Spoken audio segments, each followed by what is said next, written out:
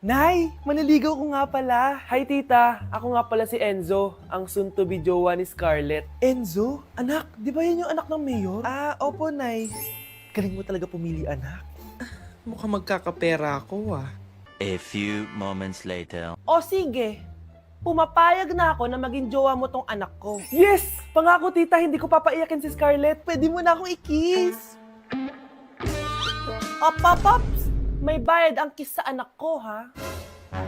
Nay, ano na naman yan? Aba, syempre, ang mahal ng diaper at gatas mo ng bata, tapos libre lang. Ano naman? Tita, magkano po ba? Magkano? Eto price list. Holding hands, 200 pesos. Hug, 300 pesos. Kiss sa kamay, 500 pesos. Kiss sa noo, 700 pesos. Kiss sa lips, 1,000 pesos. At kung makikipag-date kayo sa isa't isa, 3,000 pesos at dapat sagot mo yung bill, ha? 3 hours lang yun. Kung mag-extend ka, pwede naman magbayad ng additional. At bawal tumawad. Pili ka na lang. Ngayong mahal naman, Diyos ko. Ano naman? Business is business. Kailangan ko ma-ROI mga nagastos ko sa'yo. Ito po tita, cheque. Unlimited kiss na yan, na. Cheque? Kahit gumawa pa kayo ng 10 anak. 1 million ba to? Ano to? Idedemanda mo ako? Ano ba ginawa ko sa'yo? Oo, ipapademanda kita. Gagawin mo pa akong business mo, ha? Wala ka namang business permit. Tsaka ang mahal naman ng mga presyo mo. Di naman gano'ng kaganda tong anak mo. Teka lang, joke lang yun eh. Mahilig talaga ako mag-ganon. Isusumbong ko kayo sa tatay ko, Mayor. See you sa kulungan. Kukulong na naman ako. Nay, tingnan mo tong balita. Ano yan, anak? Nanalo tayo ng loto, Nay! Mayaman na tayo? Oo, Nay! Teka lang, ipapost ko to. Nanalo kami ng loto. Mag-ready na ako, anak. Madami-dami ata tayong bibilangan ng pera. A few moments later. Anak, tara na! Kunin natin yung pera! Hello. Nakita ko yung post mo. Nanalo pala kayo ng loto, ha? Oo. Ba't pala andito ka? Di ba crush mo ko? Liligawan sana kita. Che! Di ba na-reject mo ako dati? Peperahan mo lang ako eh. Hoy, lalaki ka! Alam ko na balak mo. Porket nanalo kami ng loto, jujuwain mo na tong anak ko? Hindi ko naman po peperahin yung anak nyo. Ay, oo, Mari. Hindi naman peperahan ng anak ko yung anak mo. Ba't nandito ka? Makikipag-close sana ako sa'yo kasi magiging bilang ka na ng anak ko. Ay, tiilan nyo kami. Peperahan nyo lang kami. Lumayas kayo dito. Nabasa niyo na ba yung balita? Mali daw yung lumabas sa loto. Kayo yung panalo. Kami yung nanalo. Mayaman na tayo! Hindi kami yung panalo. Nay, magiging mahirap na tayo ulit. Paano ba yan? Kami pala yung panalo. Lalayas na kami, ha? Sandali lang, Mari. Pag-usapan natin yung kasal ng anak natin. Oo. Ilang anak ba gusto mo? Walang ikakasal. Peperahan nyo lang kami. Mari, hindi naman sa ganun. Ngayong kami naman nanalo, gusto mo ikasal kami? Ang pangit kaya ng anak mo. May balita na naman. Sila daw ulit yung panalo. Ano? Hindi kami panalo! Bali na naman. Kayo pala yung panalo. Mayaman na tayo ulit, anak! Paano ba yan? Mayaman na kami ulit. Tara, ikasal na tayo. Magutom kayo. Layas! Bye! Breaking news! Ibibigay na ang 10,000 pesos kada pamilya. Mga anak, paghahati-hatihan natin to. Ikaw, dahil panganay ka, eto sa'yo. 2,000. 2,000? Ang dami nito, Nay! Kayong tatlo. Tigo 1,000 na kayo, Thank you, Nay. 1,000 lang? So sa kanya, 2,000? Ang daya naman, Nay. Wow! Thank you, Nay. Pero syempre sa akin yung 5,000. A few moments later. Ang dami ko ng pera. Ano kaya bibilin ko? Yun nga ako sa Lazapi. Transparent na panty. Ganda nito, Add to cart. iPhone 14 na Android. Bago to, Add to cart. Itlog ng T-Rex, ang mahal. Add to cart. Okay, alam mo ko binili nyo? Anay, bumili ako ng earphones galing China. Kaso parang iba yung tunog. Anong kakaibang tunog? 非常高兴其 Tapon mo na to, sira na! Ako na bumili ako ng makeup, tsaka ng skincare. Tsaka yung natira pa ng date namin ng jowa ko. Hindi ka talaga mabubuhay na walang makeup at skincare, no? Ako na bili ko ng skin. Ang angas! Ha? Anong skin? Anong gagawin mo sa balat? Ako na nag-review ako sa Starbucks. Wow, social! Review pa sa Starbucks? Bagsak naman!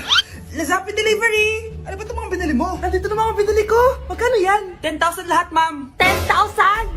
Kulang pa pera ko! Nay, kailangan ko na daw po magbayad ng tuition. Kung hindi, babagsak ako. Tuition? Ay, Nay, dumating na daw po yung kuryente. 20,000 daw po. Kuryente? 20,000? Patayin niyo na lang ako.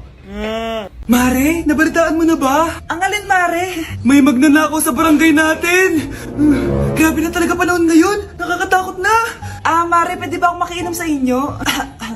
Sige, Mare. Pasok ka. Sige, Mare. A few moments later. Mare, akit muna ako, ha? Mukhang mabibenta ko to ng mahal, Hay! Ano ginagawa mo? Nagnanakaw ka ba? Wala ka nakita, Pag sinabi mo to sa nanay mo, sasaktan kita! Mare, tapos ka na ba? Oo, Mare. Uuwi na ako. Teka lang, Mare. Ba't ka nagmamadali? Kailangan ko na talaga umuwi, Mare. Sige na. Akala mo mapapalagpasin ko lahat ng mga ginawa mo? Anong pinagsasabi mo, Mare? Magnanakaw ka. Hindi totoo yan. Kanina ka pa naka-live. Kitang-kita nila lahat ng ginawa mo. Alisin mo nga yan. Sa wakas, nahuli ka na namin. Ngayon, kailangan mo na maparusahan. Parusa? Sige na, huriin niyo na yan. Sumama ka na sa amin.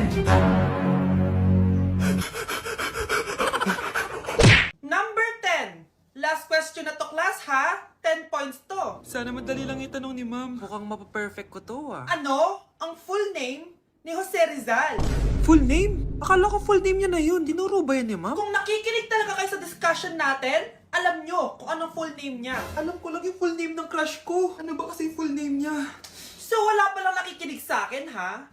Sige, perfect sa exam ang makakasagot sa akin. Ma'am, alam ko po. Okay, Cheska, ang full name ni Jose Rizal ay Jose Protasio Rizal Mercado E. Alonso Rialonda. Very good! Perfect ka na, ha? Yes, thank you, ma'am. Ma'am, bakit pa ba namin kailangan pag-aralan yung full name ni Rizal? Itatanong ba yun sa amin kapag mag-a-apply na kaming trabaho? Oo nga, ma'am. Parang di naman kailangan pag-aralan yan. Perfect na sana ako, Pinag-aaralan natin siya kasi marami siyang nagawa at naiambag sa bayan natin. Kayong dalawa, anong naiambag nyo? Di ba puro lang kayo reklamo at panigat sa bahay? Sabi ko nga po, ma'am. Okay, class. Accepted sa exam ang may pinakamagandang spoken poetry. Ma'am, I volunteer. Wow, okay, Scarlett. Esophagus. Habang tayo'y kumakain sa pagkainan, hindi mawawala ang esophagus. Mananatili yan panghabang buhay. Dadaloy yan sa iyong sinapupunan. And I thank you. Magaling! Sinong gustong lumaban kay Scarlett? Ma'am, lalaban po ako. Okay, class, may lalaban pala kay Scarlett. Si Samantha. Pantog. Kapag tayo'y umiihi, syempre, kailangan hindi mo mapigilan ang iyong ihi, syempre, para iwas bato, para iwas sakit, syempre, may point siya. Kaya kung ayaw mo yun, umihi ka ng umihi. Para yung pantog mo, hindi magka-aberya lang ganun. And I thank you. Okay, class, parehas silang magaling. Kaso, isa lang ang mananalo. Sana ako yung manalo para perfect na ako sa exam. Sigurado namang ako yung mananalo dyan. Galing ko kaya. Ang nanalo ay si... Ako po, ma'am. Lalaban ako. Sige, Michael. Putok. Nangangamoy putok na dito. Matuto rin kayong maligo. Nak, punta ako mall. Baka may gusto kang pabili. Syempre may papabili ako sa inyo, ma. Bilhin niyo po ako ng chichirya. Naku, huwag yun. Maalat yun. Baka magkasakit ka sa bato. Chocolate na lang, ma. Naku naman, anak. Ang tamis-tamis nun. Gusto mo bang tumas ang sugar mo? Sige, ma. Burger na lang. Yung burger na yan. Nabasa ko yan sa Google. Nakaka-cancer daw yun na. Ayaw burger. Di milk tea na lang. Milk tea. Naku, yung milk tea. Nakaka-acid yun. Baka mag-acid ka. Ano pa naman yan? Wala na bang iba? Naku, wag na, ma. Baka mamatay pa ako sa papabili ko sa'yo. Wala kang papabili. Sige, alis na ako, yung mga sinabi ko sa'yo, magugas ka ng plato, ligpitin yung mga kalat sa taas, tapos maguguin mga kapatid mo, ha? Sige na, alis na ako, ha? Bye-bye.